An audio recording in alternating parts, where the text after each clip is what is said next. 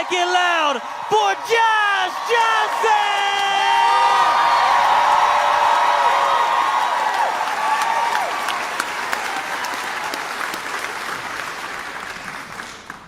One thing that is very fun about being in Pittsburgh is your sort of singleness in fandom. The way that you love the Steelers, right? The way that you, yeah. And I saw this story about a woman whose husband sadly passed, and to commemorate him, she kept his Steelers tattoo.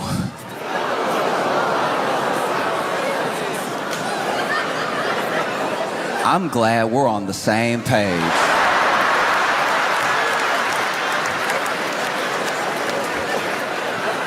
Because initially when I saw it, I was like, what?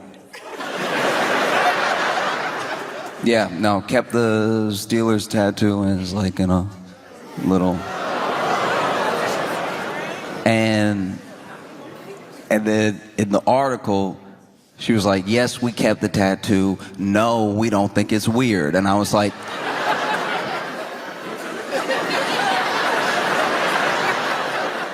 I figured you didn't think it was weird.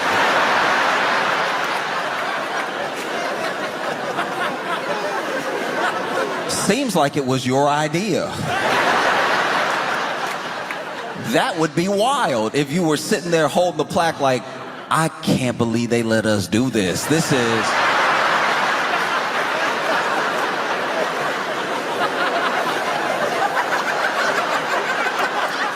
little odd, right?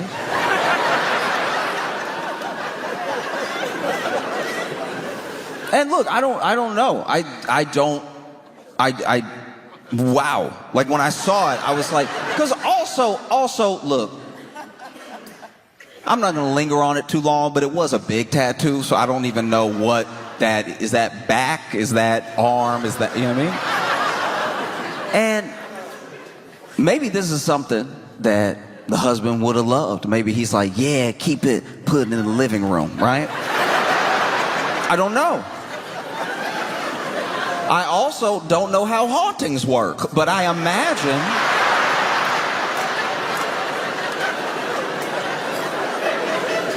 I do imagine having some of my skin means I'm gonna stop by.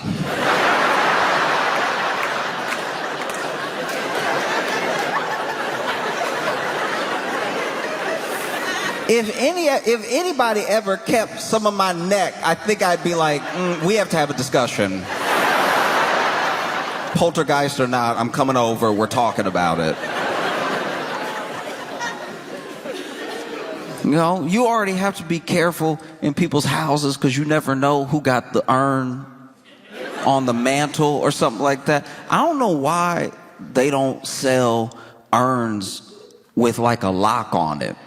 Every urn I've ever come across just been ready to be opened like a cup of sugar. We gotta start making urns harder to spill. You know what I mean?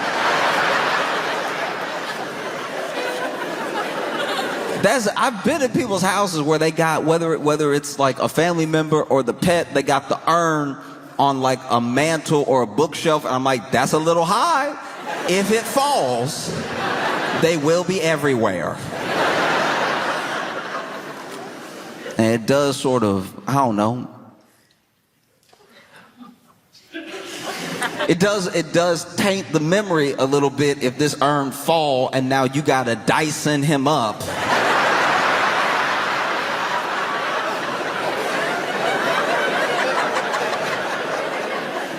And then put him back in a new urn with whatever was on the carpet.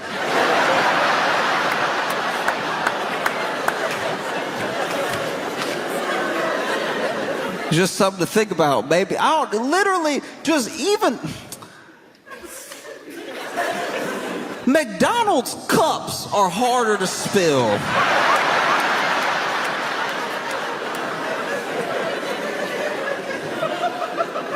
Just something with a twist lock, something. Because let's be honest, unless you spreading the ashes, you never need the ashes. You know?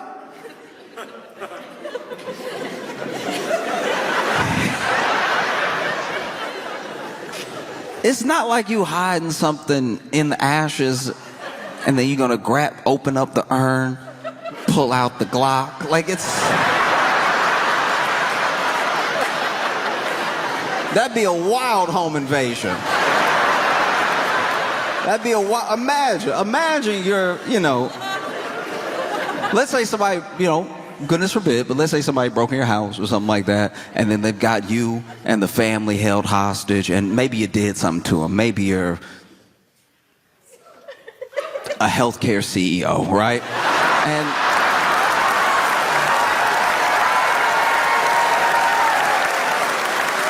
And so then they got you tied up with your family and everything, and it's like, look, I'm sorry, all right? And they're like, sorry is not enough, you about to go. It's like, okay. All right, I get that, but okay, but a long time ago, my wife passed, and I always said that, like, whenever I go, I'd like to go with her, and she's right there. Intruder gonna be like,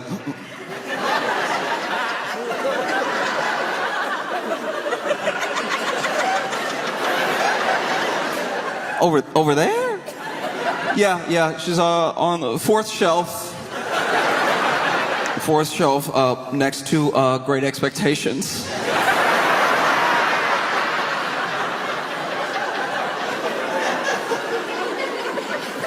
If I could just like hold her,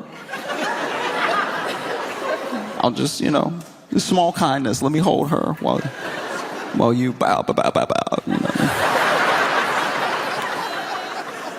The intruder's like, okay, go ahead. Go get her.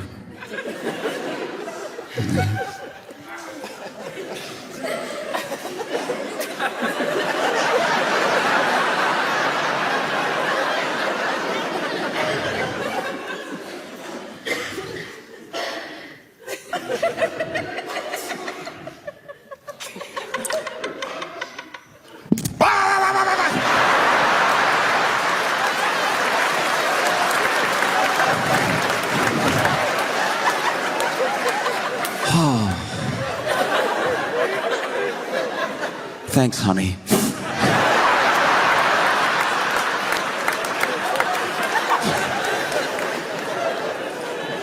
No, it's wild. Because now that mantle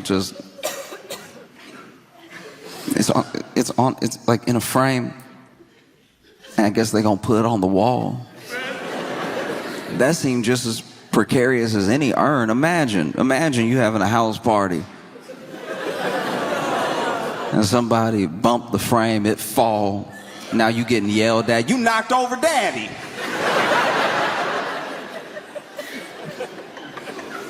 Everybody does things differently, and some people very differently. But once again, I don't know. I don't know if he would have loved this sort of thing, But it'd be crazy to think he might be looking down like, ugh.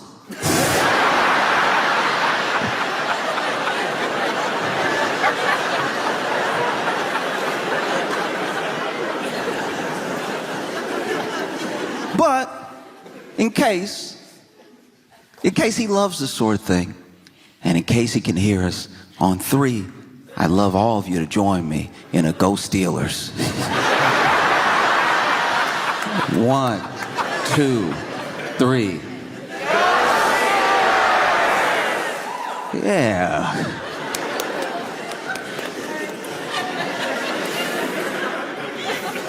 Hopefully that will stop me from being haunted.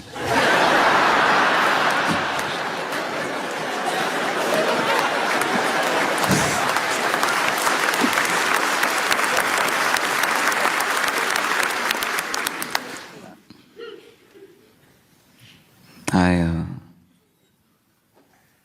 my life I've had a lot of roommates, and it's funny because, like, I don't know, I've talked about this before, but like roommates is like extra family because you're poor.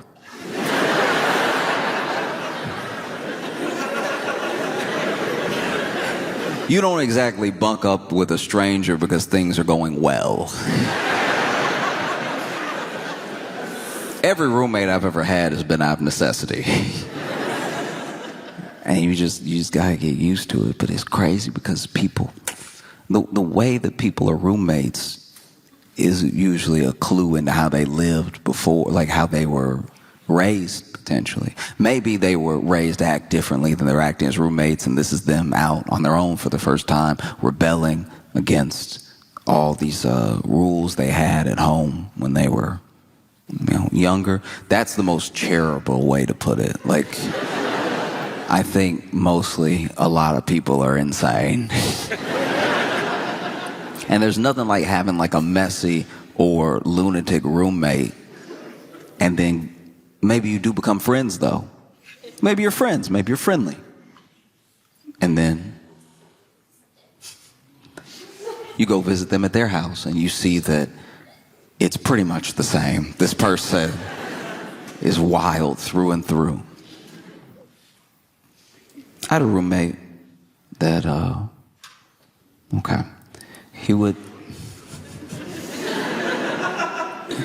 there would be some nights where he would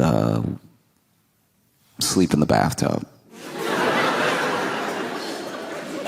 He had a bed, he had a mattress, he had pillows.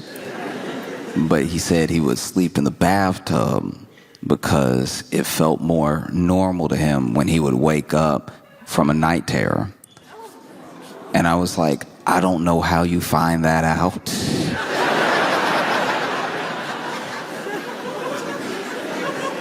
That means this man had night terrors and tried every room before he went tub.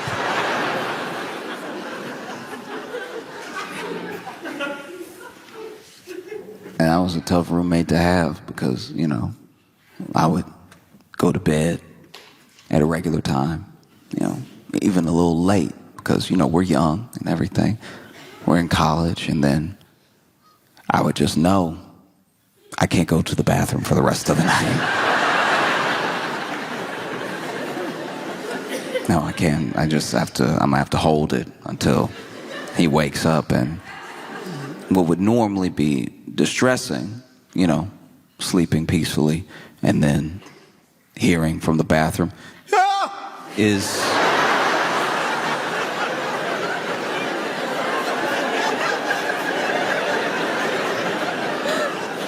only made a relief, because then I know, okay, he's up, I can go.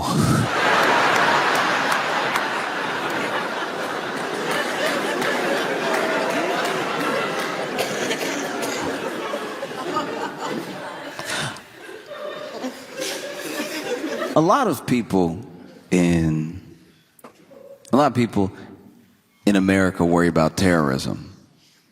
This is a top concern for some people, and it just depends, mostly, to me at least, on when you were born, And I think that within this understanding of terrorism, there are many different definitions, One definition is someone who stokes fear and anxiety for the purpose of fear and anxiety in their enemies. And there's a lot of talk of terrorism or potential terrorism. People get called terrorists all the time, and there are some people that want to equate terrorism to one specific group, one specific religion. But I know that there are terrorists, but the terrorists that I'm talking about, they have no religion. The terrorists that I'm talking about, the terrorists that I believe already live in the U.S., they don't have some God that they call to for their purpose of doing what they do. They just do it to stoke fear and anxiety. I'm talking about people who put an empty box of cereal back on the shelf. These people have no place in our society, all right? I had a roommate. Last straw for me was this man. I had bought some Cheerios, and I bought it for the group. We all eating out here. And so then I go to grab the Cheerios, and I'm excited, I'm hungry. And I go to grab the Cheerios, and there's a certain feeling. Anyone who's been a victim of what I'm talking about will know the feeling. It is a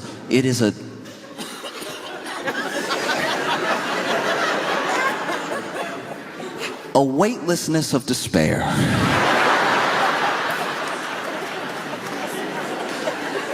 You go to grab what you think might even be a half-full box of cereal, and in your attempt to grab it, you put too much energy, too much force into your shoulder, into your arm, into your hand. And when you put that force into your shoulder and your arm and your hand, and you grab the box of cereal and you go to lift it up, you hit the top of the cabinet.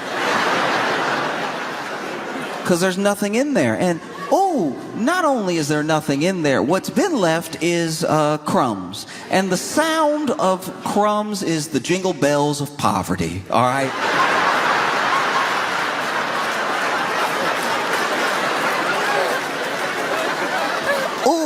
I've never felt poorer than when I hear crumbs.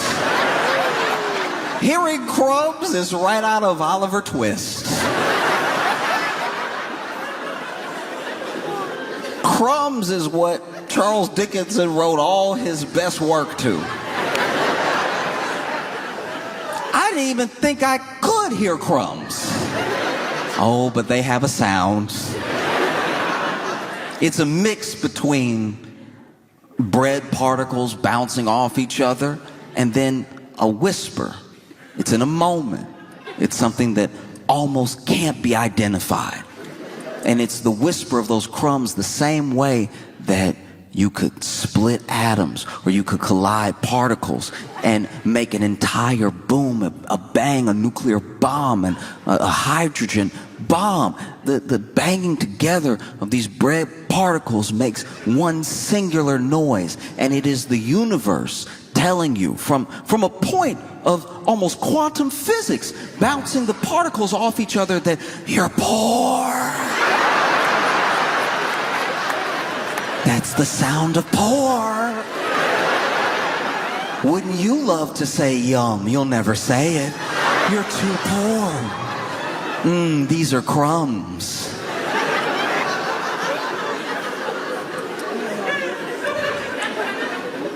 If you've ever, in your life, out of necessity, not out of deliciousness, had to pour crumbs into your mouth,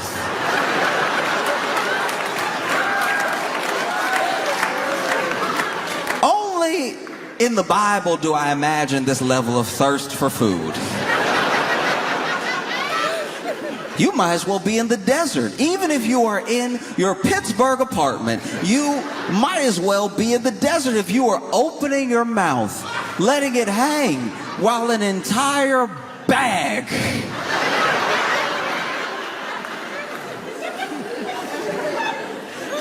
while a bag of crumbs slides and floats to your mouth. Because the crumbs that are sliding into your mouth from this bag, they have no Christianity.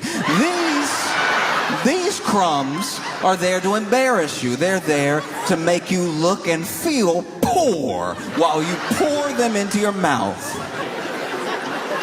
Maybe that's where we get the word poor from, and maybe that's where we get the other word poor from, because you have to pour these into your mouth while you feel like the poorest person that has ever lived. And the bag is stiff because it's that hard, semi-soft plastic that they only make cereal bags out of. And because because of that, it's got a lot of ridges. It's got a lot of things that the crumbs can slide and get caught up on, you know? It's a lot like when you try to get water to a new place and the water is working its way through the canyon, but it doesn't know where to go yet. It's being pushed by the other water, and this gravity that's pulling down the crumbs to your mouth has the crumbs rushing at you from all angles. Even when you try to pinch the bag, you try to pinch the bag to give yourself some dignity. You try to pinch it and straighten it up to make a funnel for your mouth, because this is all you have. Crumbs is all you have. Crumbs is your life. And so you make it as straight as possible. You slide it down. Only when you are making a paper plane do you have this level of intent as you straighten something out. You straighten it out as much as possible, and then you dip it into your mouth, and still the ridges find a way. Because the devil is busy. Oh, the devil is hard at work trying to make you look and feel poor, even if you're alone in the room. You pour the crumbs, they're rushing from all angles, skiing down the plastic to your mouth. But then something happens. You don't know if it's in the middle of the bag or it's at the very edge, because some bags, depending on what cereal you get, have smooth tops and some have ridged tops, okay? That's going to be important, because if it's a smooth top, the crumbs will slide out. If there's ridges right at the top, that means that the crumbs have one last giddy up before they get to your mouth. And so then not only do they giddy up, but you are looking for the food. You'd at least like to see what you're eating. And so you're looking down the bag, and the crumbs are like, we can go anywhere. We could go in your mouth, we could go up your nose, but we love to go in your eyes. And so then you're standing there with crumbs in your mouth and in your eyes and down your face and down your shirt, because as soon as they got in your eyes, they stung, because crumbs are sharp. You might as well juggle knives over your open eyes. You know what that feels like? To be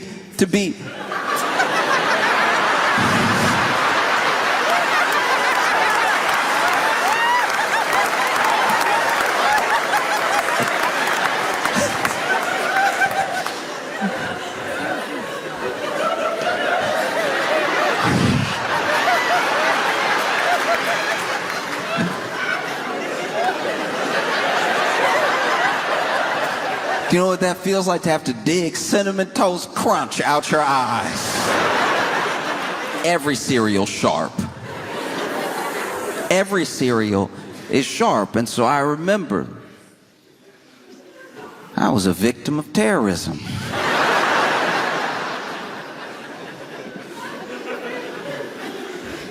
And I took my crumbs like a man. But then I confronted my roommate. I said, hey. I know what you did. You know what you did. I don't know why you did it. I feel like I've been very respectful. I feel like we have a good rapport. I don't know why you would engage in such a vicious attack against my Saturday.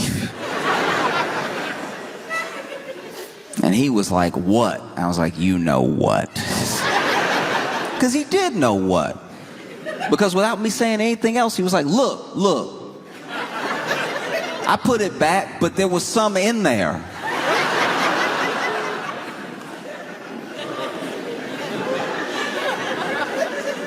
And I said, some crumbs? He's like, no. There was Cheerios in there. And then I thought, okay, maybe I've made a mistake. Maybe I have accused the wrong roommate, because I have more than one. And so then I walked to the kitchen with him, because the bag and the box were laying on the ground, because I obviously had to run to the bathroom and wash my eyes out of the very sharp cereal. And at this time, first of all, I need to go back. This is the second time this had happened, all right? And so first time was Cinnamon Toast Crunch, and then the next time it was Cheerios. That's my mistake.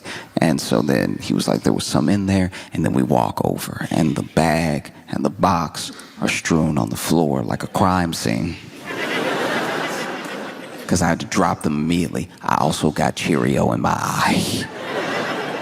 And I was like, there was nothing. And you know there was nothing because it was only crumbs. And now the crumbs are in me and on me.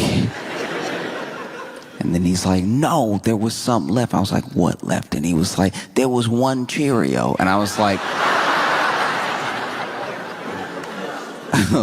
now I know.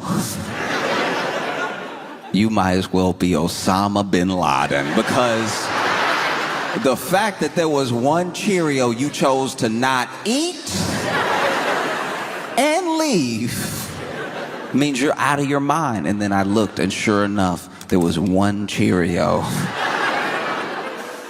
on the ground. One Cheerio. A single Cheerio. Like a British person saying goodbye.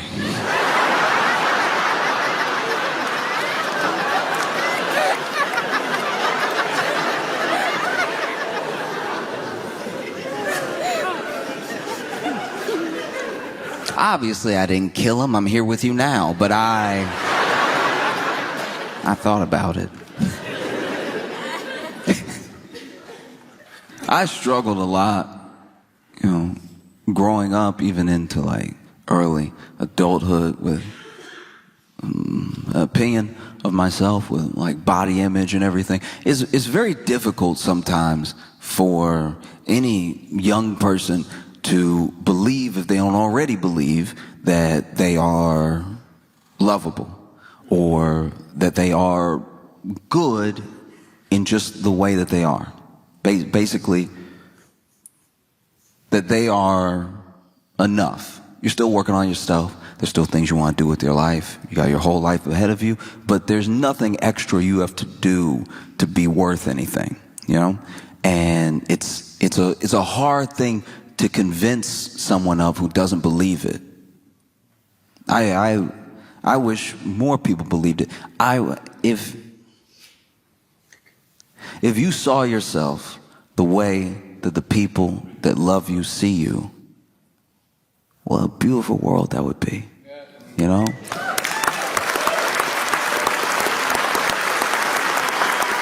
And it's not as if love isn't poured into and on these people, showered with praise when something goes right.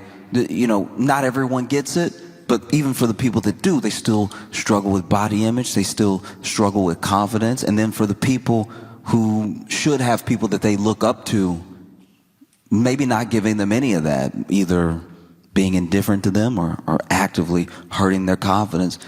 Sometimes even when you have those positive forces in your life, you still don't accept it in a way that would help boost your confidence. You're like, she loves me, but that's like my mom. She biased.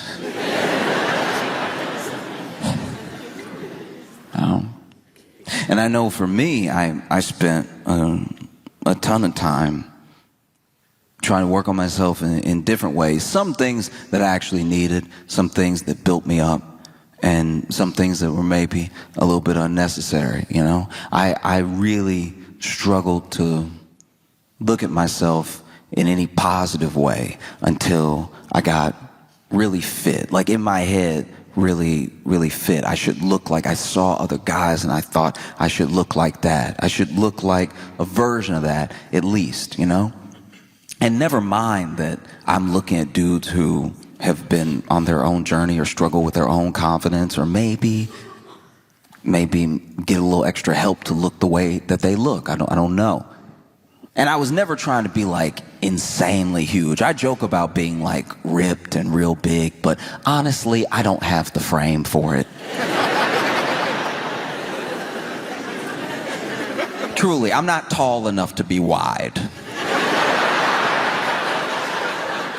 Yeah, no matter how big my shoulders got, I'd start to just be in the way. Like, it looks good in the picture when you're flexing and you've got all the muscles and they're all defined and everything, but then practically in life, it does start to be a problem when you're trying to walk through a door. You don't want to be on a date and see a door and go, uh-oh.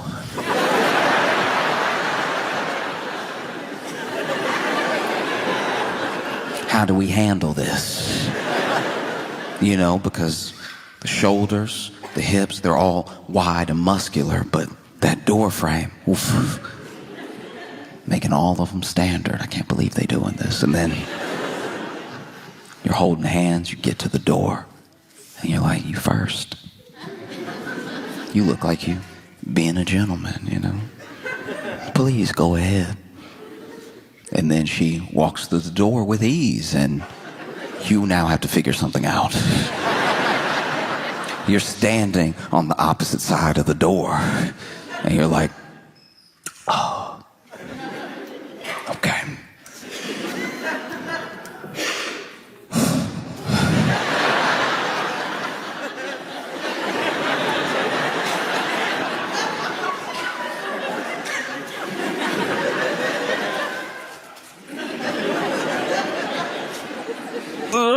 As soon as you strained, you let her know this isn't going to be the life for her. I never wanted to be huge. I just wanted to be very, very fit, you know? And I worked on it with some success, with less success. But even when I started to work out, I realized that wasn't really the issue. Now I was going to the gym, and I was eating as much as possible, and I was gaining a little bit of weight. Not much. And I was like fighting to keep looking this certain way. And I finally accepted that, like, even if I got there, maybe I wouldn't be happy. And I even discovered that through other people who I knew were there. People who I wanted to look like that were in my life, you know? And they still had all the same problems I did. And I would go to the gym and I'd see people packed in there fighting to look a certain way so they could feel a certain way. And there is a bit of a cheat code. You could try to work on feeling the way without having to fully change your entire body. You know, you don't have to earn loving yourself through like straining and potentially hurting yourself, you know? Like there's some things that there's some things that go and be lifted in therapy, you know? Like it's just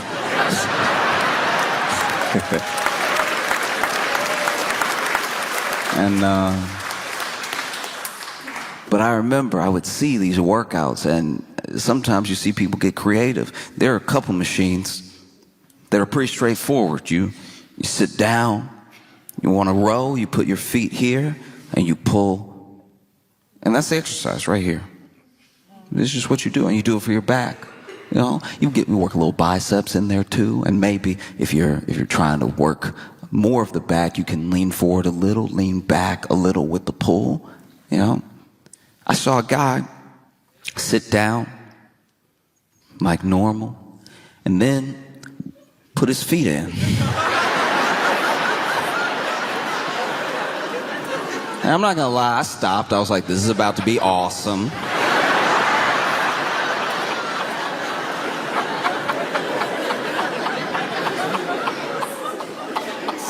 And this man, I don't know what muscle it works out. It seems like it just ruins your joints, but he went, oh.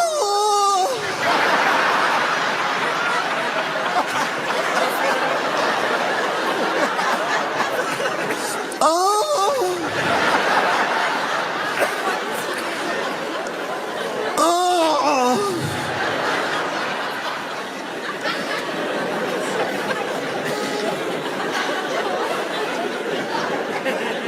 Just make sure it's clear.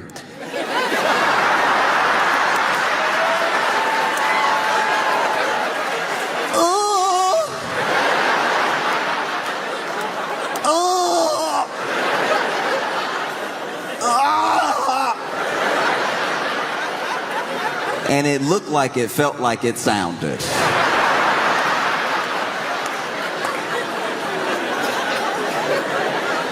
This man did 8 sets of 10.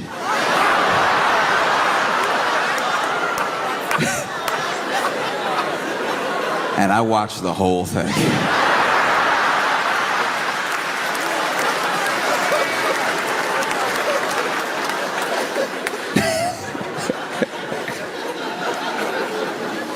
Oh, there was even a time where I went to the gym and, you know, I was working out my legs differently. You know, I was doing some lunges, I was doing some like split squats and everything. Not much weight, but just trying to make sure that I worked out my legs, because there are some people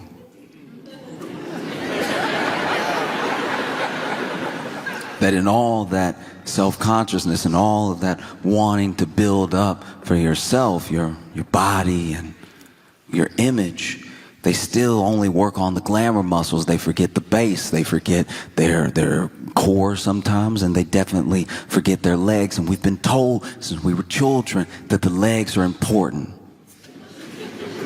We've been told in many different ways. We've been told by PE teachers. We've been told by coaches. We've been told by parents. We've been told by cartoons. There's an entire cartoon dedicated to people who skip leg day. Johnny Bravo was trying to warn us for our entire childhood how important leg day is. That's not a structure you want. You don't want to have more hair than... So I was working out my legs, and so I'm packed into this gym with a bunch of other people, which is, look, it's very frustrating because this gym was unfortunately affordable. So a lot of people were in there, you know, and I was one of them.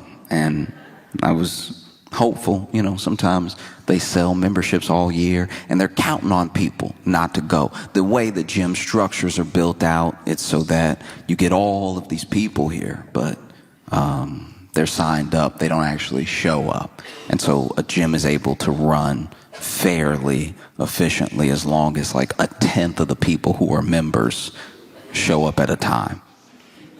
If everybody showed up that was a member of the gym, if everybody started to really decide to work on themselves, it would look a lot like TSA.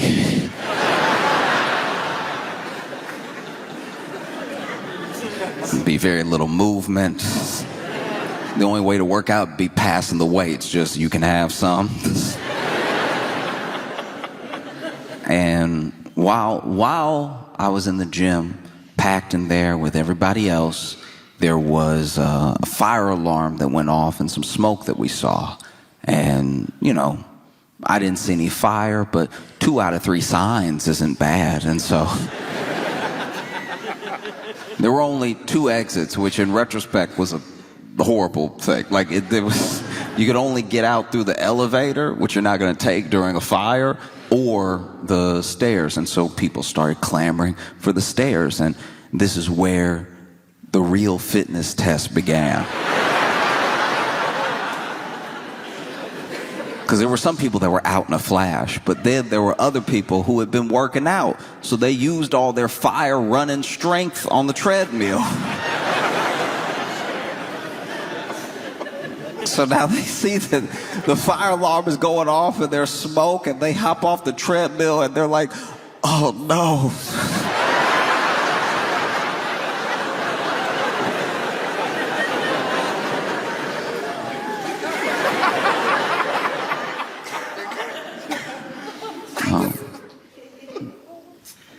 And then there were other people, what I would assume people who were a bit out of their mind, that even treated the running out of the gym like a workout. There was one lady literally still looking at her watch going.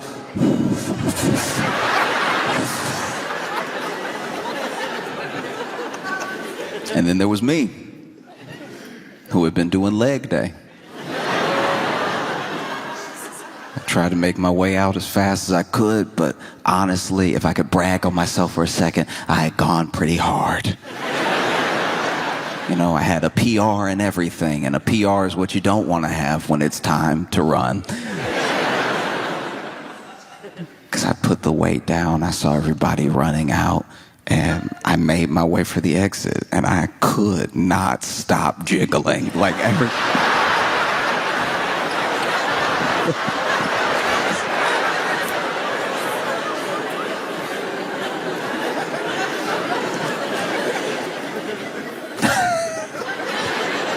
And yeah, I don't know if you've ever been in a situation where you have to evacuate for a fire, but nobody moves like there's a fire. Even as you're going downstairs to like get out of the building that has smoke in it that is like clearly, at least seemingly on fire, you still get people that do that thing that people do when they get to the top of the stairs, where now that they're clear, they just enjoy their day. If you've ever been in a walkway, there are people who can't wait. At the beginning of the stairs, they can't wait to get up there. And then as soon as they get up there, as soon as they are past the last step, they're like, oh, yes. As if there's not a ton of people behind them. And so I'm noticing as I'm shaking and jiggling down the steps, how slow people are going down the steps. And so people do start to scream like, hey, hurry, move it, you know, fire.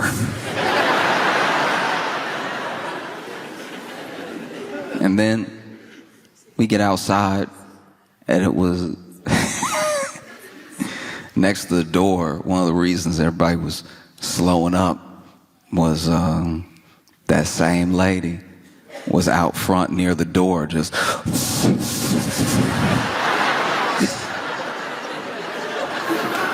like next to the door. Just run, like you still got the rest of the world to run. What are you waiting for? If you're waiting for your gym buddy, you left him. You left him to die.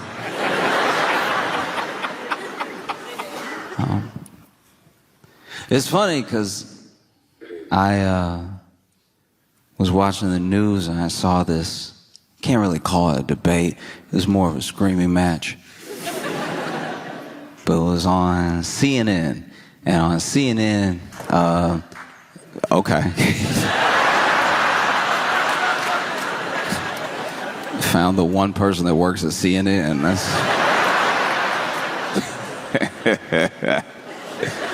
man, I've never heard anybody clap for CNN like that. Yeah.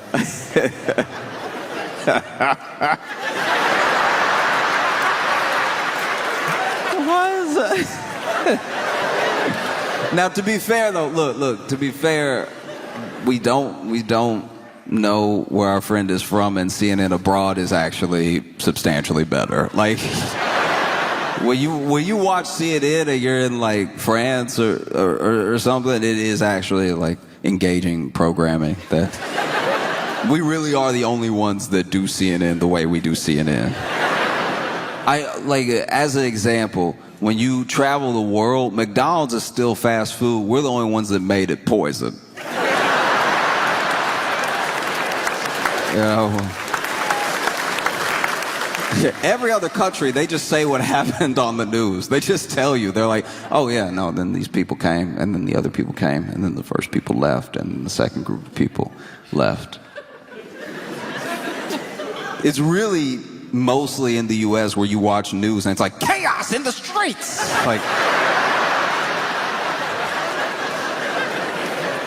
Like every news segment is cutting a promo for a horror movie.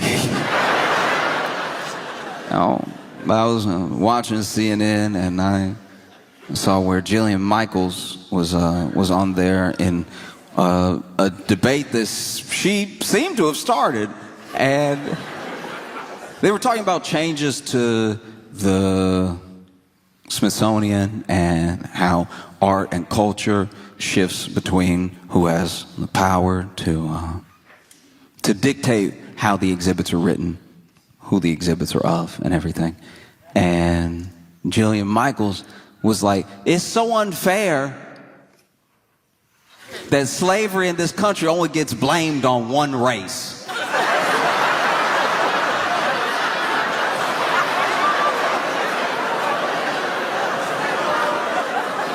Look, as outrageous as that is genuinely funny. Like, look, I'm not gonna tell anybody how to feel, but if you heard the words I said, that Jillian said, and you immediately got angry, I would ask you to take a step back. I'm not going to tell you how to feel. You can be angry if you want to be angry, because it is a very short-sighted, ignorant thing to say, but that's precisely why it's so funny. It is absolutely hilarious. But the best way I can describe why this is funny is when I was a kid, I would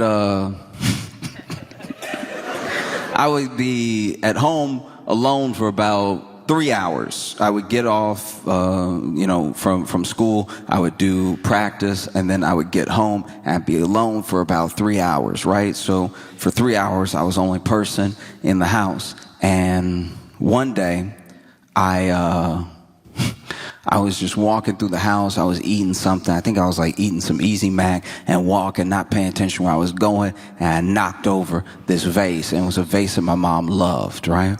And so it smashes on the ground, and I genuinely didn't know what to do, because I was like, man, I'm going to be in a huge amount of trouble. I need to think of something. And in my head, I was like, what should I do? Should I call my mom now and be like, hey, when you get home, you will want to beat me.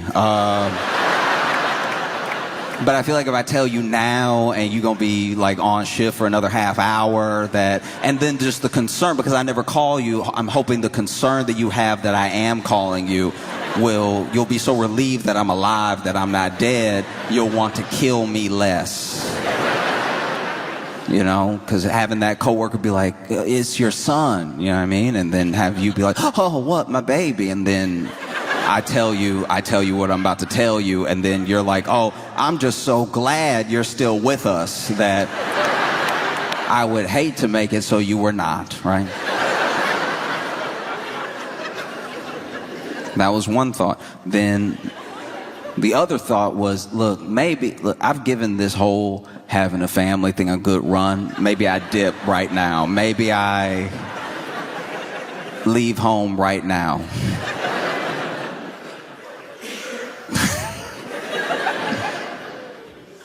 And then the third thing, which is what I did do,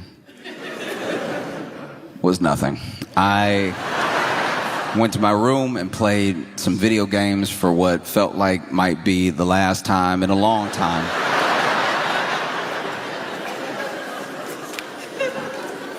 And then my mom got home. I remember all the noises of her getting home.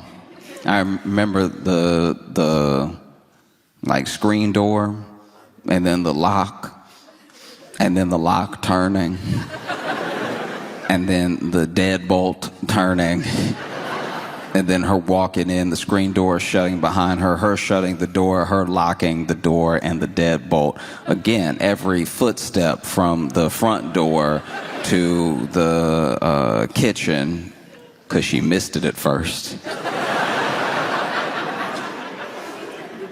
And then every footstep after the kitchen back into the living room, where I heard my name.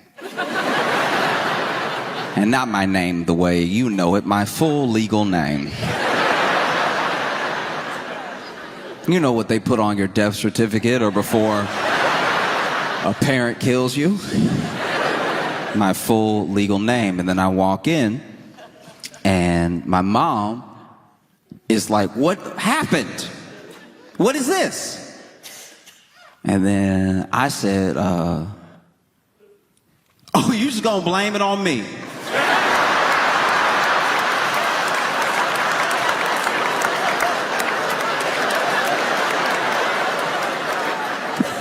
Wow.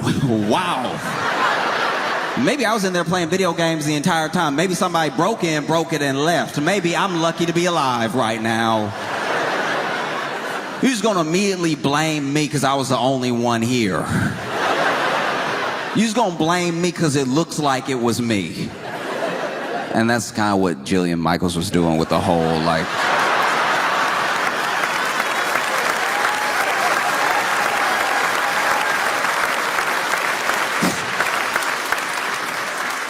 Yeah, that's kind of what she was doing.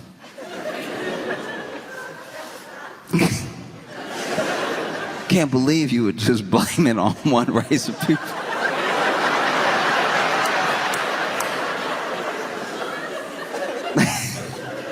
And it's so funny, too, because when it comes to history like that, there are always these bad actors that try to pull the thinnest straw man out of the woodwork, you know? There'll always be that person. There was a guy, I don't actually remember his name, and this is before slavery in the U.S. was more based on race and before more people were shipped to the U.S. There was a dude that I've read about that apparently was of African descent, and he came over and he had about 2 or 3 slaves. And one of those slaves was seemingly of the Caucasian persuasion.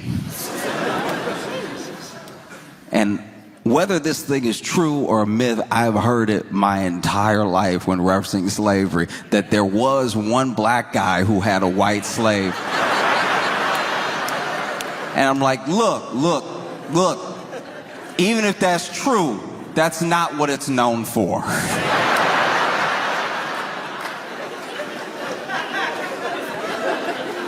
Do you know what I mean? Yeah. You're just picking and choosing how you present an entire idea. And it makes sense to me that someone like Jillian Michaels would say something like this. She is from a reality TV show. She's known for the show The Biggest Loser. Yeah, that's who she is, that coach from The Biggest Loser. You know, the nice one. The Biggest Loser was a show, I don't think it's still on the air anymore, so if you're not familiar with the show, it was a show where they would bring on people who were overweight, struggling with image and everything, and they would help them lose weight by making them do slavery.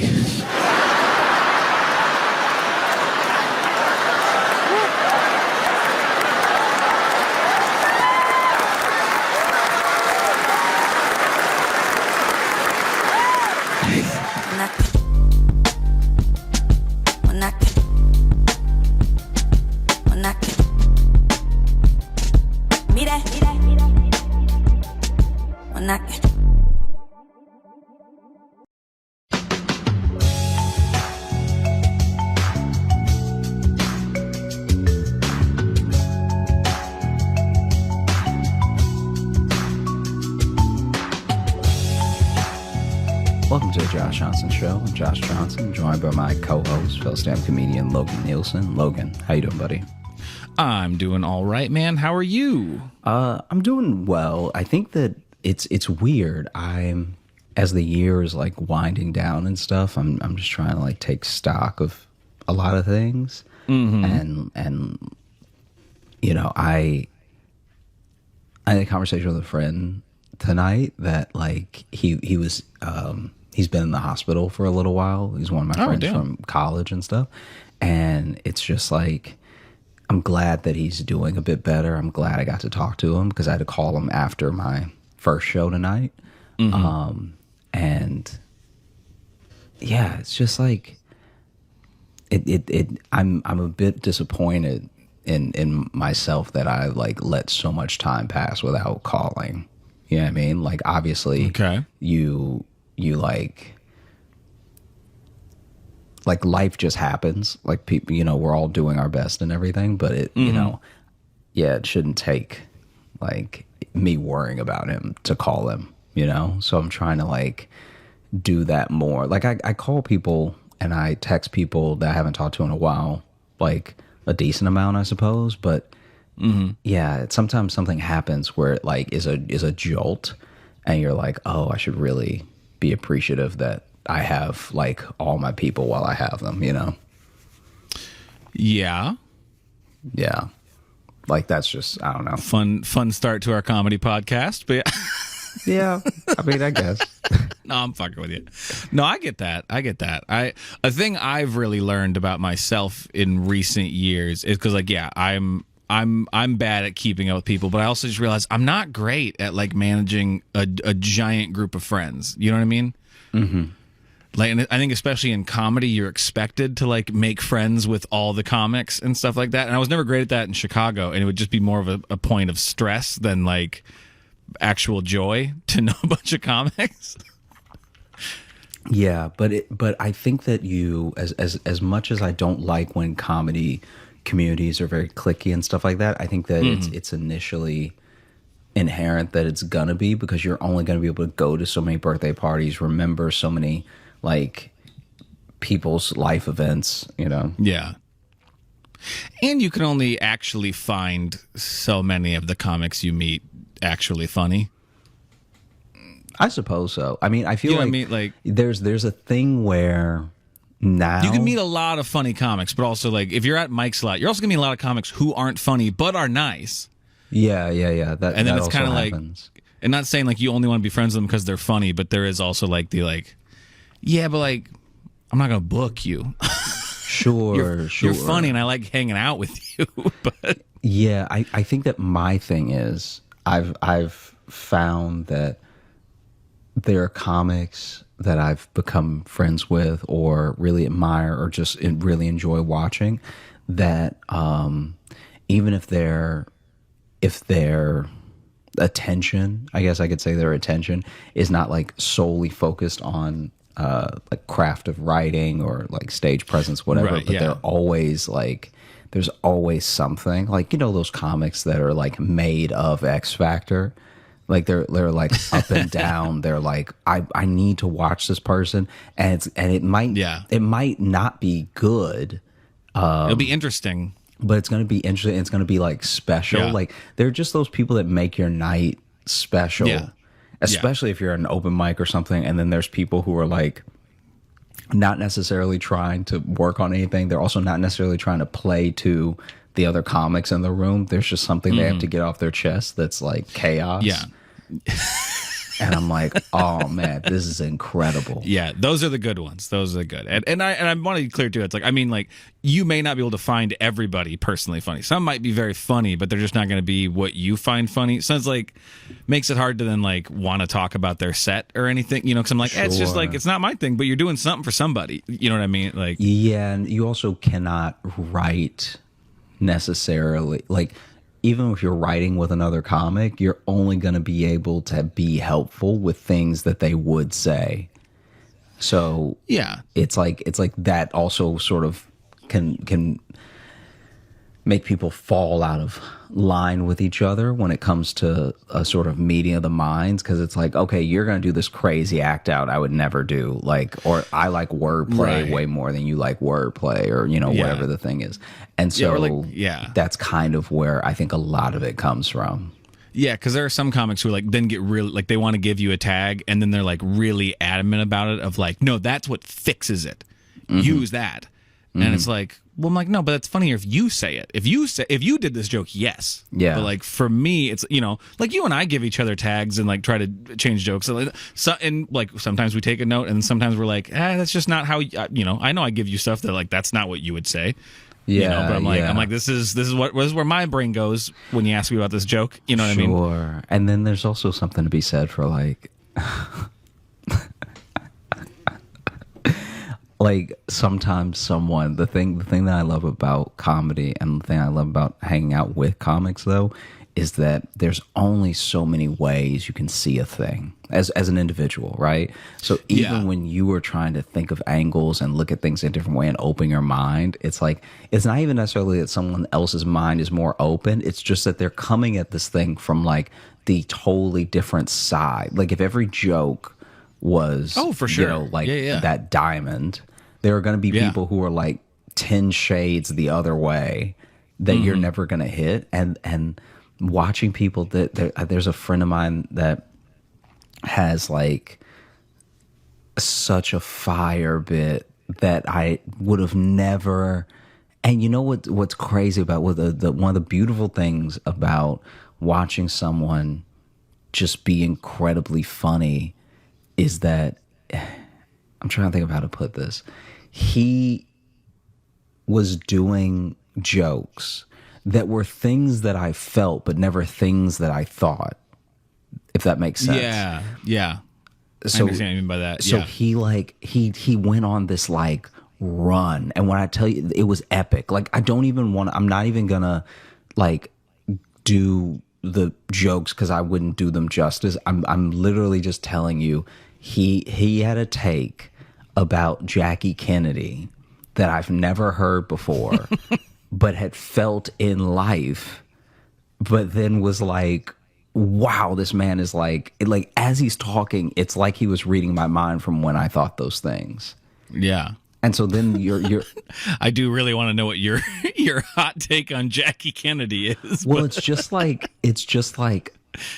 the way that he was describing it, and this is not the joke, so I'm not like doing his joke or anything, but he, we were conversing after his set because I went up to him and I was like, dude, that was truly brilliant, everything. But we were just talking about the fact that like Jackie Kennedy is like seen as this like icon of an icon of an icon, like just like really, really up there.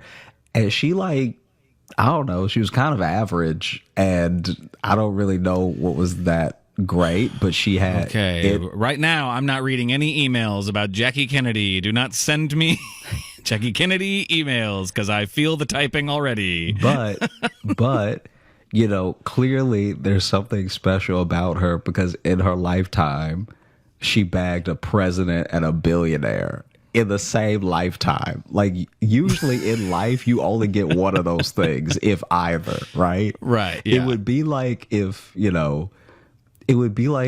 Barack died tonight and then Michelle was like, Elon looking cute. Like, it's like, Jesus. It's like, imagine that.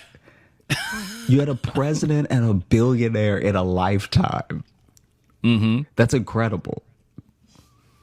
Yeah, but I can't think of her name fast enough, so I couldn't have a good joke about it. Fucking Trump's wife. I couldn't. I was like, she had both in one. Yeah, I guess so. Yeah. Why can't I think of her name right now? That's very funny that you can't think of the former first lady's name. Can you tell me what her name is, please? I can't I'm not think going of to it. tell you. Ivanka. No. Ivanka. Is that her? No, that's the daughter. Who he wishes it was. I can't think of her name. I truly Are can't you think all of her right? name. No, I was literally like about to fall asleep when you texted me that you were ready. So I was. I just had nothing to do. I was just waiting. No, I it's knew we were fine. going to It's record. fine. It's fine. I'm wow. I know. And honestly, dude, I don't even have a guess right now. Hey, you should guess. I know, I didn't. It was his daughter. Yeah, but what do you think it is? Just say some names. I can't even give you a letter right now. Some names. Sylvia Trump. Yentl. I gotta look it up. I don't know. No, don't look it up. Don't look it up. Don't look it up.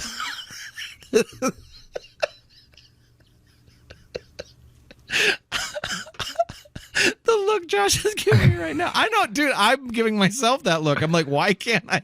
Wow. What? I have somehow erased that name from my brain, and I don't know why. Did she do something to you? No. Okay. You can tell me. No. If she hurt you? She did nothing to me. Okay. Oh my God. I truly can't. Natasha. Ooh wee. Yeah. No, it's all. Look. It's all Dude, good. fucking tell me her name, please. No, man. This is not. This sucks. This is what life used to be like. Before phones, before you could just Google it. Before you could just Google it, people would not know stuff. And if the person you were talking to didn't know, y'all would just not know. So is that you saying you don't know either? I know. I was gonna say. But I'm just saying, if someone didn't want to tell you, right? Like back in the day. Oh, like right now where I'm begging my friend to tell me and he won't. But you remember when you were little? If your friends were dicks before phones, it was hard to know stuff. You remember when you were little and there was like, you had homework and your parents either knew and didn't want to tell you or they didn't know either? Yeah. And then they were like, I could give you the answer, but you should figure it out for yourself. That was like a classic line that we all heard growing up. And, before phones, you really did have to either decide to not know it for life. Because you can't go to the library for everything. There are some things, and I think that's actually why. Loretta? Is it Loretta?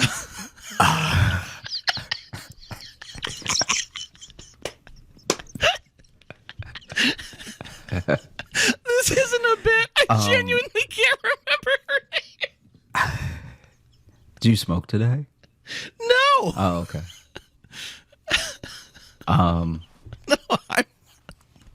I've had 2 sips from this beer, and I've done nothing but actually eat healthy and drink water today.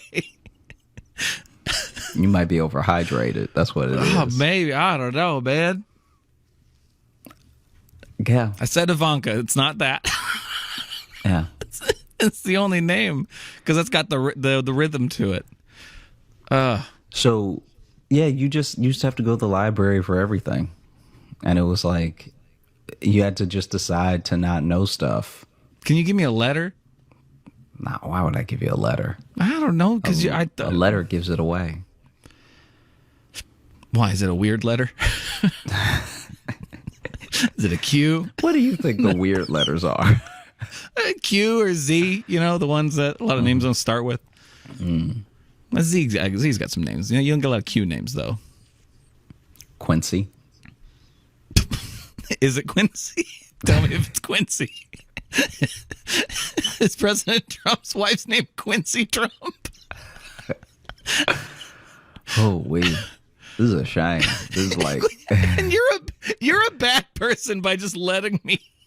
I do not feel bad about any of the times I have mocked you on this show. Yeah. And I have fucked with you. Yeah. Because... You know what? You know what's weird? I feel better about those times now. Yeah, do you? Yeah.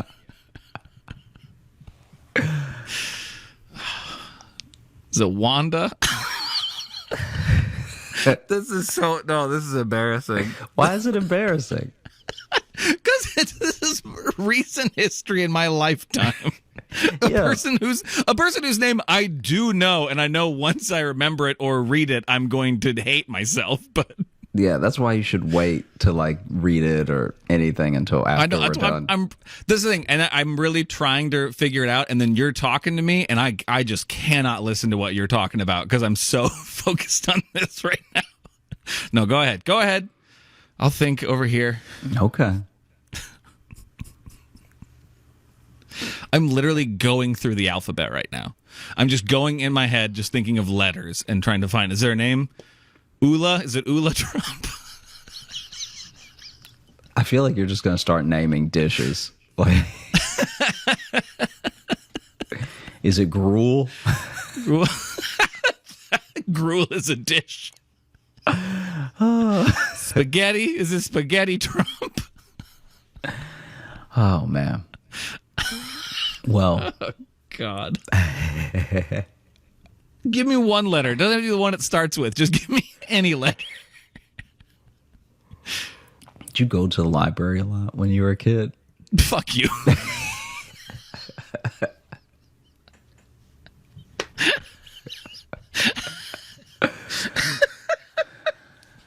God damn it.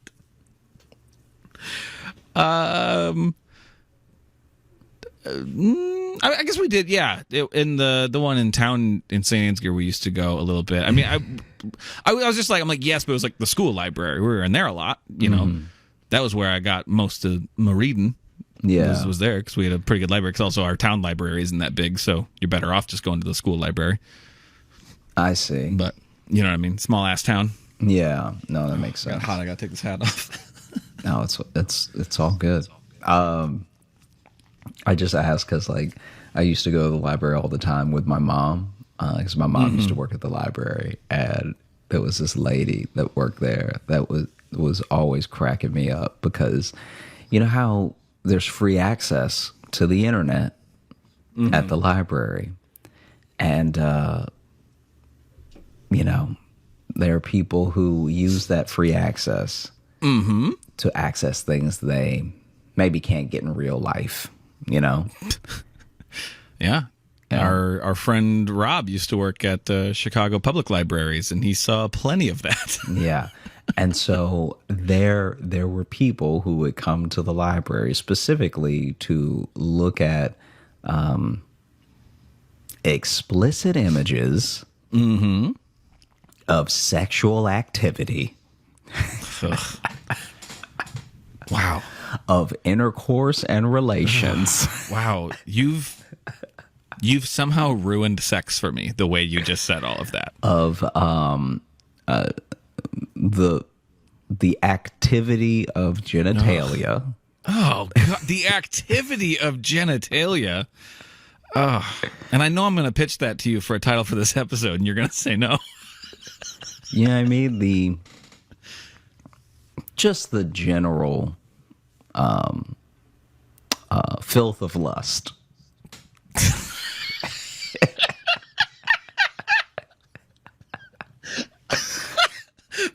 That sounds like an old play. Like that.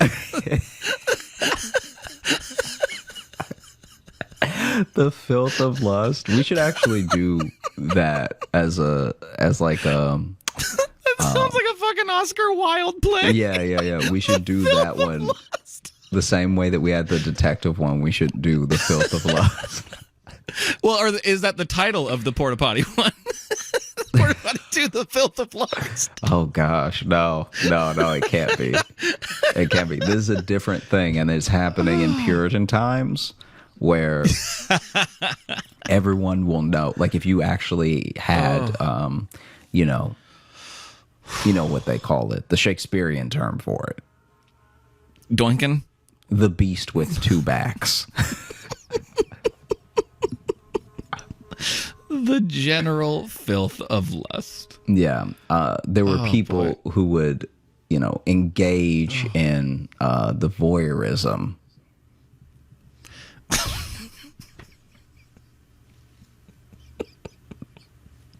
Of intimate contact. Oh, God.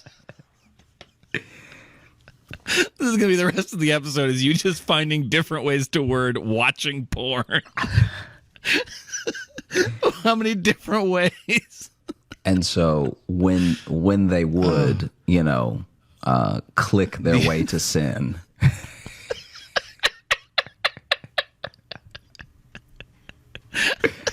she would roll up behind them and be like, "What you doing, pervert?"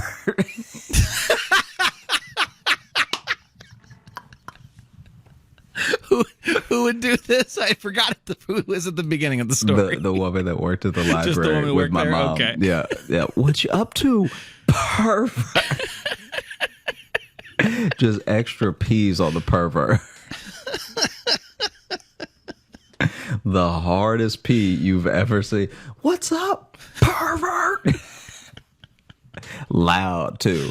I'd be in a children's section reading and just hear pervert. Yeah, I'll spice up your trip to the library. That'll. Yeah. Is it Mona Trump? Oh, man, that's phenomenal. Because what a random thing to forget. Like it's so random, forget, yeah. It could be forgotten. Yeah. Yeah, 'cause Like it it's makes not sense really- that you forgot. It's not. It's actually not crazy that you It's don't. not in my. It's not in my daily news anymore. You know. Yeah, maybe never. If you think about it, like if you Potentially. didn't want to know, if you avoided the news for, the last 6 years, then Right. I think you could get away with being like, was it rhyme with again? Yeah. Koala Trump. Man, wow. Yeah. Huh. How are you? I'm all right. You all right? Yeah. I thought I was all right until we started recording. Yeah, I mean, I also thought you were all right because you were kind of like looking at me crazy when we started, where I was I like, wasn't looking at you. I wasn't looking at you crazy. I thought it was. And here's the thing. I sometimes respect it, but it's just like just to be like, I'm gonna start this on a real somber note. sure. about not being good, about staying in touch with my friend in the hospital. It was all we had said was our names and then that. Yeah, And but if sometimes they've I'm made just it like- to like 130, like whatever episode this is, I think they know. 122. Yeah, I think but they know. But it could be someone's first episode too, is what I'm saying. Mm-hmm. So if they start it and then only the first couple minutes, they're like, man, these guys are bummers. Yeah, I mean, And then the one's stupid as hell. He can't remember the president's wife. it was also like all of 5 minutes. So if they didn't last this long, they were never going to be with us. They weren't fans anyway. If you're still here, you're our little weirdos who stick with us, and we love you. Oh man, yeah. I've been like thinking a lot about the year and stuff. Like I know that we're gonna have our episodes coming up. They're sort of like the real year in review episodes and stuff. But Yeah. I think in my life, because I've also had this thing where, I understand that, all comparison kills joy. That like that old saying of like, oh yeah, you don't want to be comparing yourself to everyone all the time and stuff. Yeah. So I try really hard not to do that because I also don't want the biggest thing I learned in comedy as I was like making more friends in comedy, doing comedy more and stuff like that, is realizing that I did not actually want to do the things that other people wanted to do. So then that also Right. kills comparison because it's like Yeah. if someone got a job that, that I was like, oh, maybe I would want to do that. But then I think about it and I'm like, oh, maybe not. Like I'm pretty happy with life right now. So there's no real reason to run around, trying to like jump in on other people's accomplishments and stuff. And then also I think the things I describe doing to people sound like dumb to them.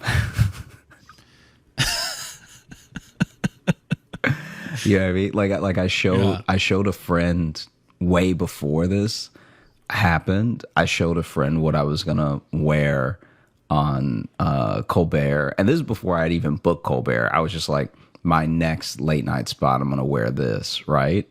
Yeah. And I was like, what do you think? And this is also why sometimes you have to like keep things close to the chest, because like I think if I was a different type person, I may have like taken it, because he didn't mean anything by it, but he like taken it too much to heart, and he was like, oh, I mean, it's cool, it's not something that I would wear like to the, and he wasn't being he wasn't like being any type of way, he was just being honest, but it's Right, also yeah. why you have to know, you can't just ask people questions like not being ready for whatever the answer is going to be, because I really wanted to know what he thought of it as a whole.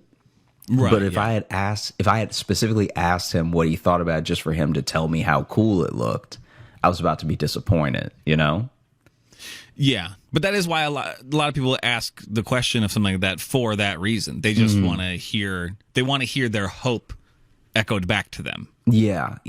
And You know what I mean? And with me, it's like, I knew it was like, as soon as I saw it, I was like, oh man, this is amazing. Like I'm gonna get Melania? Is it Melania? Yeah. Oh, God, thank God. You know how I got close to it? Because I jokingly thought of malaria Trump, and then I'm like, wait, that's actually pretty close. That sounds about right. Because then I just started looking for words to do as jokes, and then I'm like, wait, I think I actually got really close. Oh, my gosh.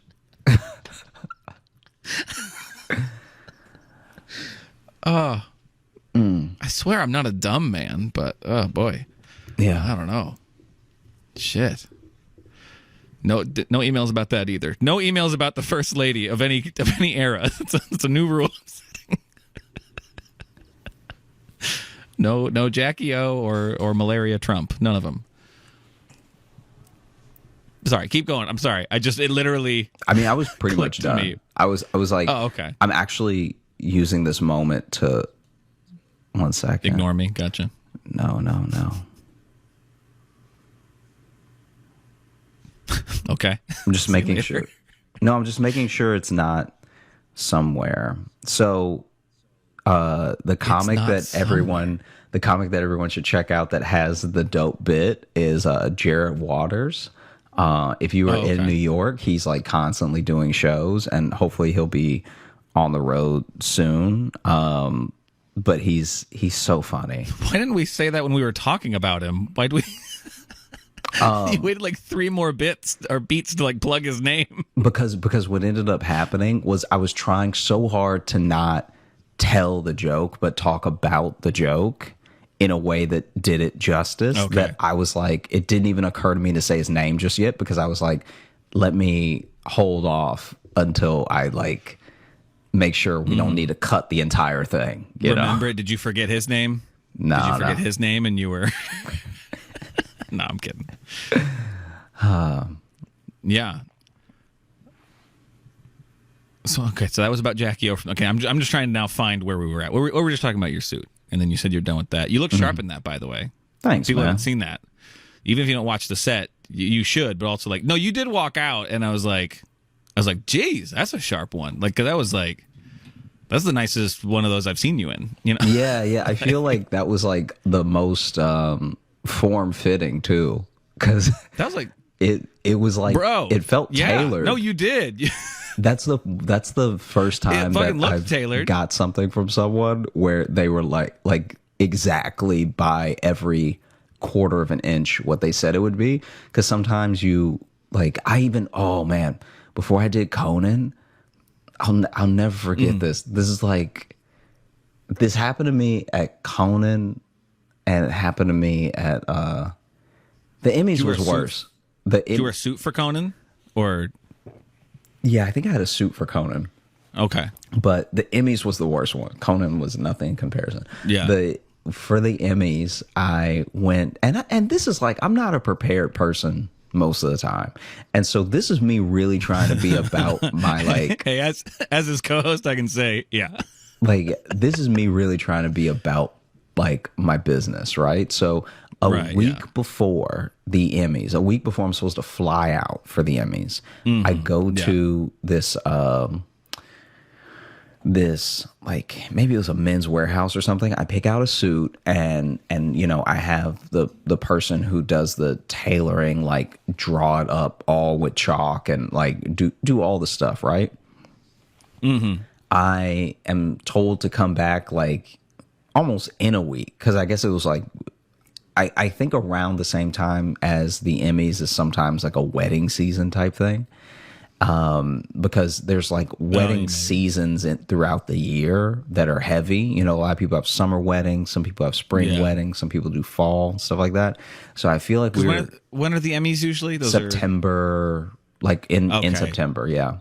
Yeah. And so for whatever reason, this New York Men's Warehouse was like, we are swamped. All right. Mm-hmm. Yeah. And so they tell me to come back pretty much the day before I fly out, right? Which I'm already not a huge fan of, because I'm like, okay, it takes you a week to make these slight alterations. Like, in retrospect, I should have just gone to a different tailor, but I was like at Men's Warehouse, and there was a tailor at Men's Warehouse. So I was like, let me just make it easy on myself. Yeah, and you right? don't like wait for the train or anything. Just And so And so That'd be a they whole chalk place it I'd have up. to go to. I mean, it really wouldn't. Like, I probably was in walking distance of another one, like Right, another yeah. tailor. But Right. they chalk it all up. And then my man puts it in the back, and, you know, we're chatting and everything. And then I leave, and I'm like, oh, you know, check that off the list. I did something ahead for once, right? I'm not panicking trying to Yeah. like get it bought and tailored same day, paying extra money, whatever, right? I come back when I'm supposed to, the day before my flight, and I give them my ticket, and the person can't find it at all, right? Which is insane because I've bought the thing. And so they can't find it at all. And in my head, I was like, this never occurred to me that this could possibly happen. That someone just with my body could come in and be like, oh, this fits. I guess I'll take it. and so I'm like, you have to keep looking. Like they were very like nonchalant at first about not being able to find it. And I was like, Right. I bought it here, so I've never left with it. So how did someone else leave with it? You know? They finally Right, yeah. find it. And a week ago, when I, you know, was getting it, you know, tailored and sized and all the measurements and stuff like that, the guy who did it put it on the wrong rack. So he went back there and put it on the done rack immediately. So no one's touched it this entire time. Oh, okay. And so now I'm freaking out damn. because I'm like, what should I do then? Like, can you do it now? Because this is your screw up. Like, I came here a week ago. Like, this is crazy, right? And they were like, well, the tailor isn't in today. And I'm like, all right, is he going to be in tomorrow early? Like, can I maybe pick it up right before my flight? Or like, I'm trying to figure out what to do. And they were like, maybe, but I wouldn't. The guy working the day that I came to get it was one of the most oddest workers I've met at like a men's warehouse or like any clothing store, because he was just like, I mean, he'll be here, but I wouldn't wait on him. I suppose that is theoretically possible, but Yeah. And so then I was like, well, what do we do about the money that I was already charged for the thing that didn't happen? You know? and he's like, shit, someone left with that too. Yeah. And so then I look it up on my card on my bank, and they're basically like, oh, you know, luckily the first guy was so bad at his job that he forgot to charge you. Hey, So I'm like, okay, all right, I guess, hey, no harm, free no foul. unfinished suit. Yeah. I've just got a suit with a bunch of chalk on it now. A part of me was almost like, should I just damn. wear it to the Emmys and try to make it look like a statement where it's like, here's what I could do, but I didn't.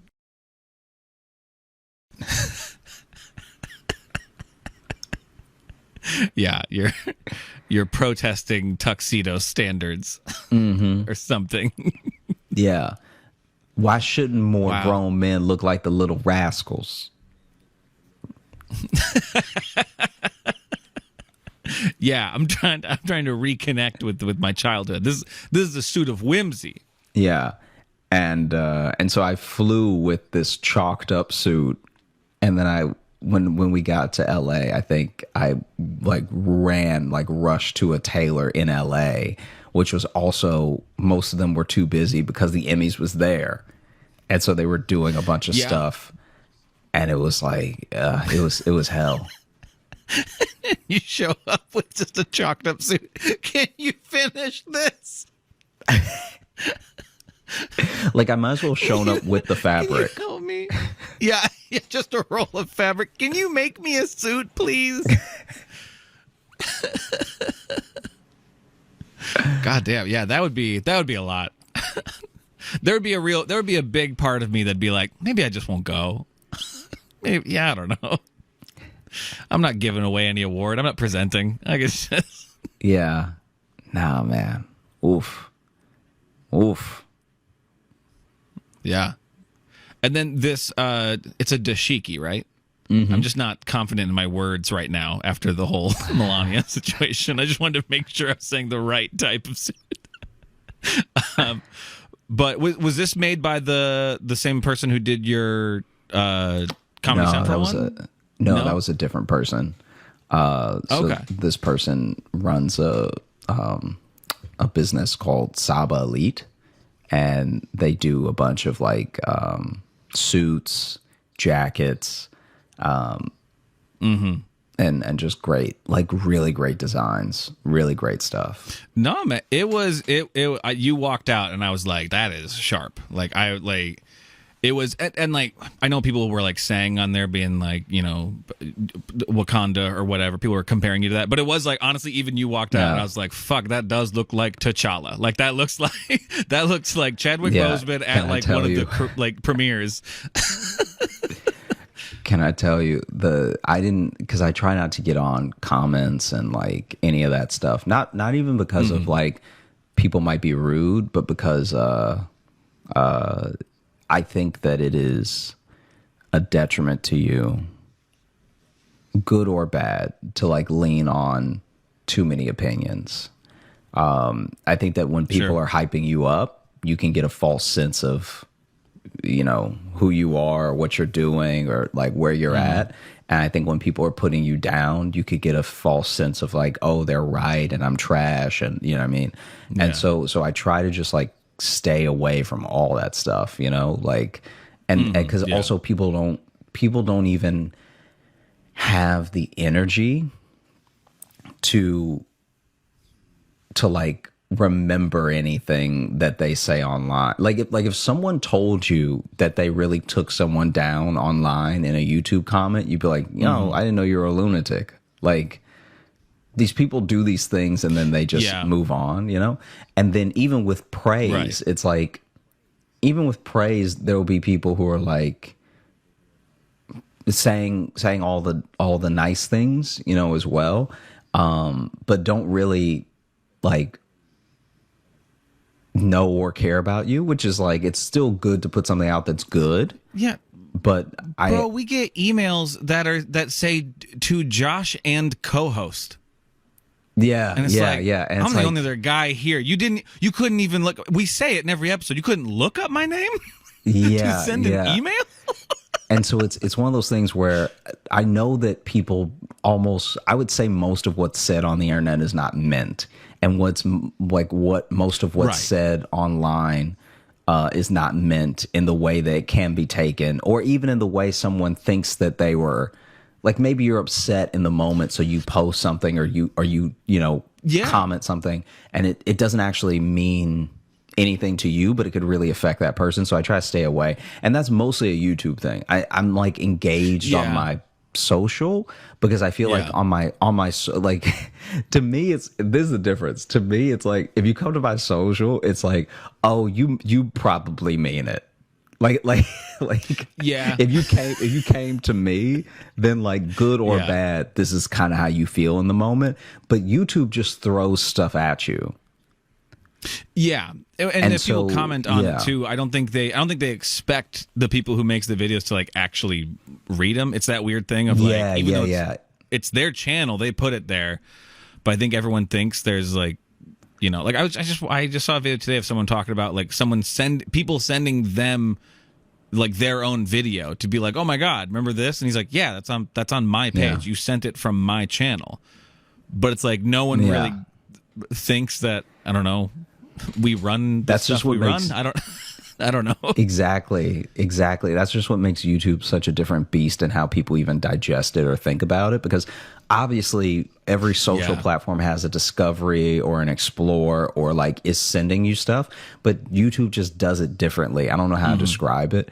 And so I said all of that to say that I did not see this comment. Because it feels like a cable network almost. Yeah.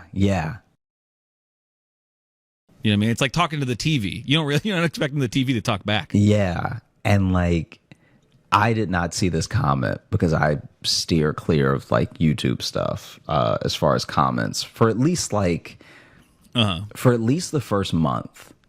I try not to look at it at all.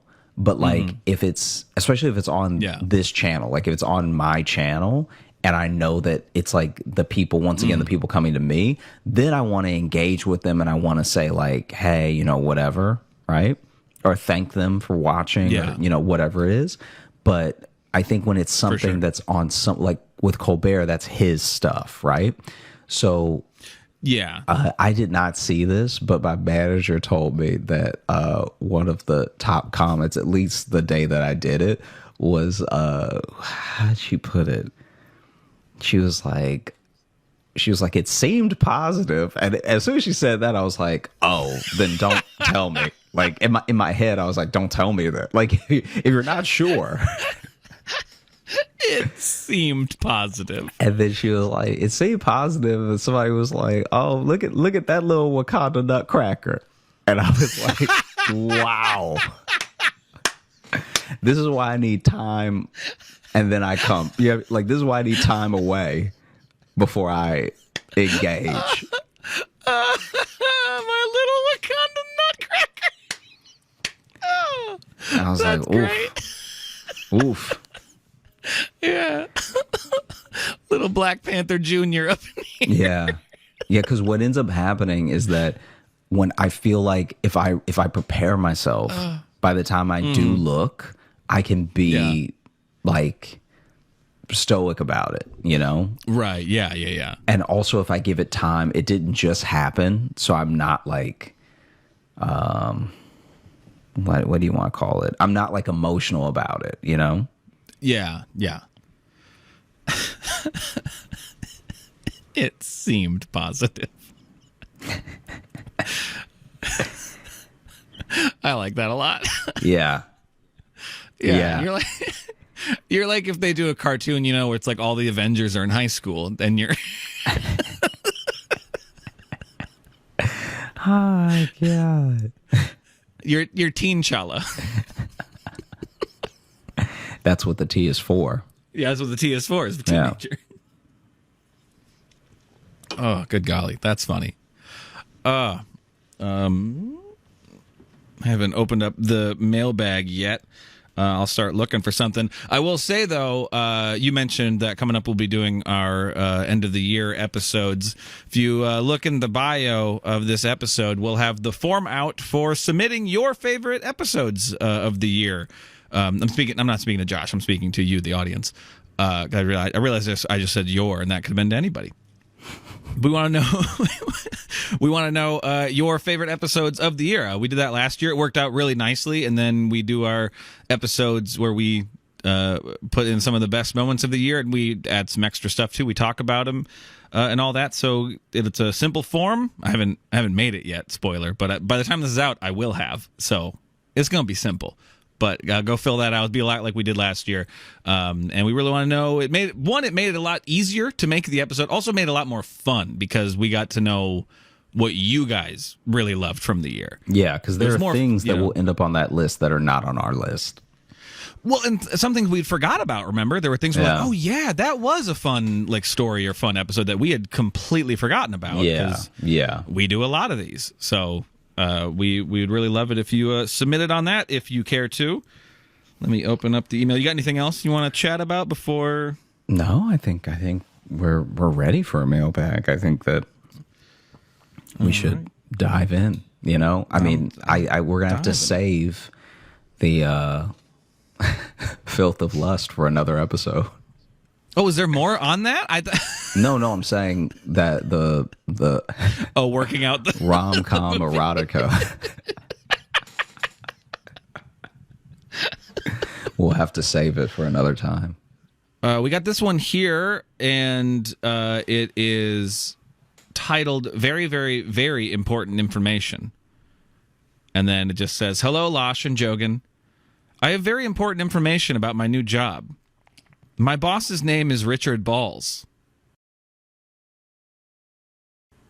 but he prefers the name Dick for some reason. His name is literally Dick Balls. I may be mentally 10 years old, but this is one of the funniest things to ever happen in my life. Anyways, y'all keep doing your thing over yonder. 69,420 out of 10 jangles. I didn't say the name, and I may cut this last part because it says, P.S. I'm also very stoned while writing this, and I don't want to get anybody fired. So Yeah, no, fair enough. Fair enough. But I don't wow. want Dick Balls to hear this and be that. No, that is wonderful. Thank you That's for sharing incredible. that very important information with us. We needed to know. Yeah. And I love that our fans bring us the important news. I also love the idea that someone named Dick Balls might ever try to send someone else to HR. Oh, yeah. Yeah, like it's like we need to send you to human resource. Like, you need to send me to human resource. Well, you see your language, my language, your name, sir. Yeah. Dickard Balls. Let's see this one here. This is signed Kit Kat, and the title here is Love Ya Dummies. Toontown and Squeaks. Love the show. I got into it because a guy I'm really into wouldn't shut up about it. Parentheses, shout out to my boy Ruffles. I don't know if I'd be really trying to chase a man named Ruffles, but and boy has my simp behavior finally paid off because y'all are hilarious. Well, I guess we're a good consolation prize. Yeah. Much like Logan, I am a pun terrorist, and I can't count how many times I've been caught cackling with y'all in my ear as I do my... Get ready for this, Josh. As I do my mouse experiments. And then in parentheses, nothing weird, I'm an immunologist. But still, it still sounds weird.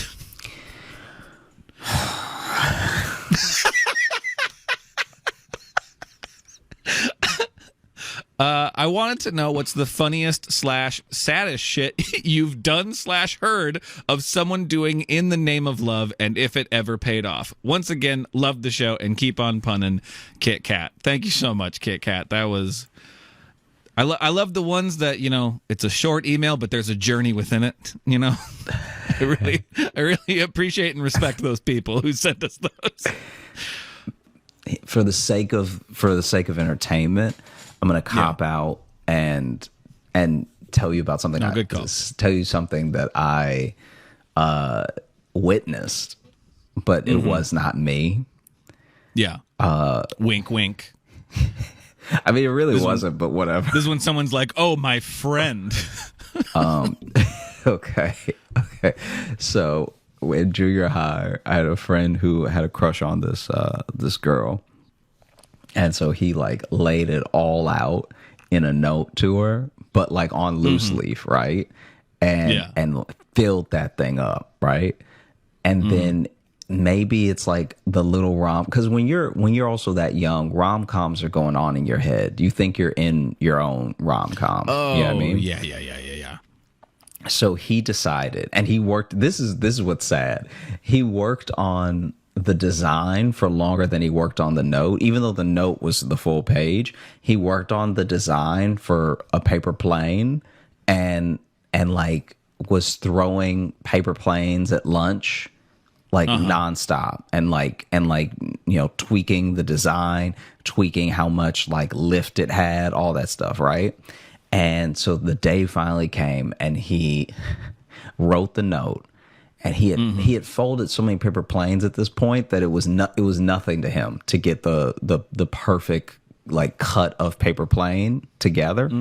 Yeah, and he folded the paper plane perfectly, and then he went to throw it her way, and as he throws it, so he's maybe like 6 seats behind her, and in the next what is it, column, or is it a row?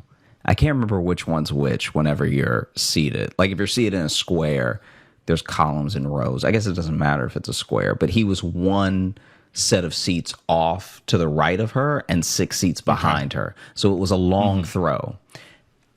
And as he goes to throw the paper plane, he like really like punches it forward to her, and it's got like the exact amount of, like, he put the perfect force on it, and it's not drooping to the ground. It's like coming like eye level to eye level, right? And as he throws it at her, she turns around to look at him, and it goes into her eye, and like actually like hurts her. It actually hurt her pretty bad. Oh God. See that school the next day with an eye patch? It wasn't that bad, but it was like she definitely wasn't focused on reading it and could not read it for maybe the rest of the day. Wow. Yeah. Yeah, that's like the exact thing. It's like the number one thing you don't want to have happen if you're trying to do that. If you're trying to win someone over with a paper airplane, which is that it hurts them. Which is that it goes right into their eye. Into their eye. Yeah. Ugh. Like in her eye. You wouldn't be able to do it again if you tried. Yeah. Because she had to, like, it was supposed to, I guess, hit her shoulder or like hit the back of her head. I don't know what he was thinking, but it was like the fact that she turned around just in time and looked into the butt, I mean, like the tip of a paper plane. The butt of the plane. She looked right into the nose of the plane when she turned around to look at him, right? Yeah. Made eye contact with the pilot. Hit her right in the eye. Oh man, that's great. I've never seen one of these in person, and this is a little. They're kind of sad, but they do bring me this weird joy. But anytime there's video of like someone trying to propose on like a jumbotron, and it goes very badly, where the person is like, no, there's something just compelling about those. Those are inherently watchable to me. I'm not happy about it. I'm not like reveling in his misery. The best one is where he gets down on one knee and she goes no, and then he follows her and she throws a beer at him. And I was like, she did not want to marry you. Did you meet her that day? What happened? Yeah. So those are sad, but they're also pretty good. Oh, man. Like the idea that you don't know if somebody wants to marry you.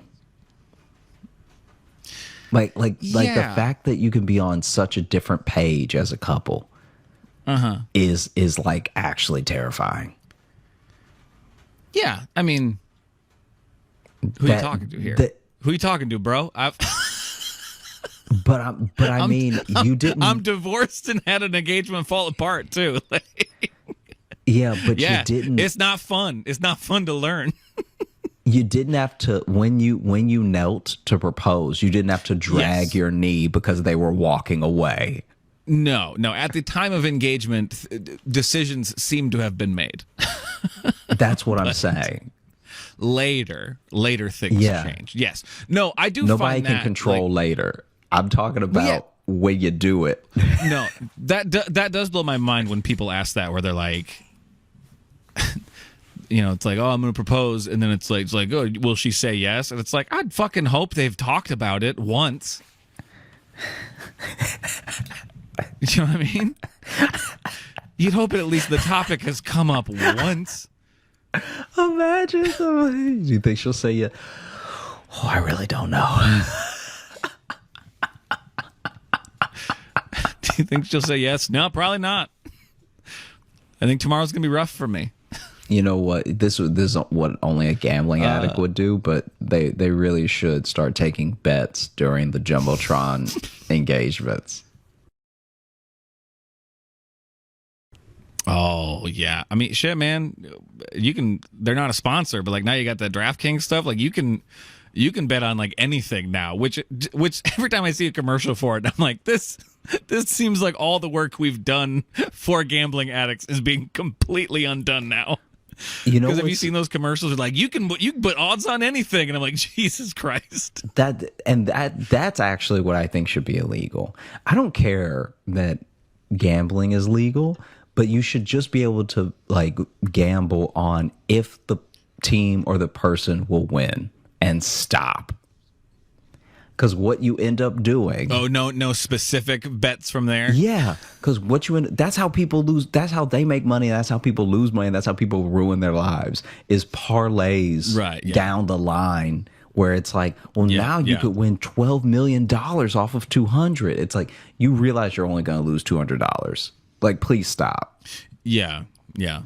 But then you get some people. There was one guy who made a big bet on, I can't remember what it was on specifically, but because the Astros won, he won like $100 million. Or not that much, but he won like a lot, like several $1 million. No, I'm from with like you. one bet early in the season or some shit. Like, and that even. I mean, but right there though, it's literally the lottery though. Then at that point, it's not gambling. It's like truly just that form of gambling, the lottery. Yeah. And you know what? It's like the reason that no one really has a problem with the lottery is because it's cut and dry. You're either going to win or you're going to lose, and only one person out of however many 100 million that are playing is going to win, right? But when you create your own parlays, it is your fault you didn't win the lottery. And that's too much. Yeah, that's a way to think about it. Yeah, that is a way to put it. Because think about if you were like, I'm betting that the Patriots win, that the Astros win, that the da, and then you're completely right except for one thing. It's like, it's all your fault. Yeah. And it shouldn't be like that. Well, and you can go down. I mean, the ones who get so specific of like, oh, they're going to have this stat for this many innings of game. Yeah, blah, blah, blah. don't do that. That's insane. I mean, look, probably don't gamble at all. I mean, it's, and I hate to counter what Josh has said, unless you're really good at it. Because also, this comes from two guys who aren't gamblers. Like, I also, you know what I mean? I don't even like going to like card tables if I'm in Vegas, because it's like that's just a whole world that I'm not like familiar with, you know? I don't even like gambling in my mind, all right? I get so upset when I really think someone's going to win a fight and they lose horribly. Yeah. Do you know how tiny of gambles I make? Like, even when I play, not even when I play like cards with people, but if I play like in video games where there's like a game you can play within the game and you can bet, I am the stingiest of gambler in a game where I'm not me and it's not real money. It's like I'm forcing this digital character to sit down and play a game that he clearly doesn't really want to, because I'm not even betting. Yeah, I'm with you. I'm scared to bet, like, what is that, fourth person by that point? I don't even know what that is. Yeah. Do you want to do our email, or should we wrap her up? No, let's wrap her up. Thanks so much for listening to the Josh Johnson Show. We had a great time recording. I hope you had a great time listening. If you are looking to catch up with us on any of the socials, you can find me at Josh Johnson Comedy on TikTok, YouTube, and Instagram, where we're going to be posting clips of the show. And if you're looking for Logan, you can follow me on Instagram at Logan M. Nielsen. And if you want to get into our mailbag, you can email us, joshjohnsonshow@gmail.com. And again, if you want to submit your favorite episodes and moments of the year for the Josh Johnson Show, there's a link in the episode bio. Click on that, and you won't have to create an account or anything like that. It's just click on it and send your thoughts, and then we'll make our best of episodes. You can also join our Patreon if you want bonus stuff. We got some bonus podcasts and some video stuff and other update things that we put there. That's patreon.com/Josh Johnson Show.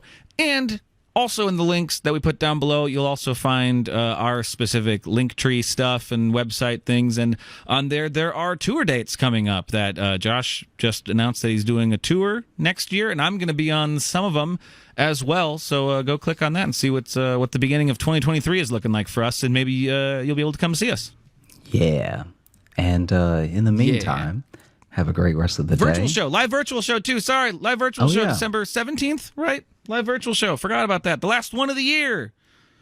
That's December 17th, I believe. Correct? Saturday the 17th? Yes, it is at 6 p.m. Eastern Time. I'm getting all the plugs in, man. Plenty of chances to see us and interact with us coming up, so take advantage. Sorry, Josh. Take it away. No, you're good. Until then, have a great rest of the day and an incredible weekend. We appreciate you. Bye. Hey, thanks so much for watching. Please like and subscribe. It really supports the channel. Hit the bell notification because apparently it's the only way YouTube will tell you that something happened. And just tell a friend. That's the biggest thing you could do. Just tell one person in your life that you like, maybe you don't like, that this video happened to you. We release the podcast every Thursday on all the podcast apps, so you should find us there and subscribe on those and comment and leave reviews and whatever on all of them. And also, if you want bonus stuff, you can join our Patreon, patreon.com/Josh Johnson Show. We have bonus podcasts and videos and stuff there, and we'd love to see you